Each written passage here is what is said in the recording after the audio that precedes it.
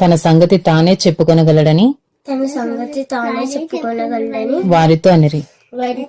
వాని తల్లిదండ్రులు యూదులకు భయపడి అలాగూ చెప్పిరి.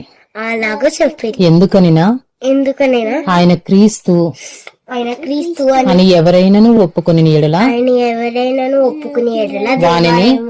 వాణిని దేవాలయంలో నుంచి త్రోసివేసిన.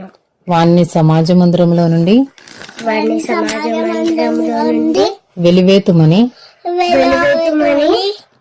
యూదులు అంతకు మునుపు నిర్ణయించుకుని ఉండిరి.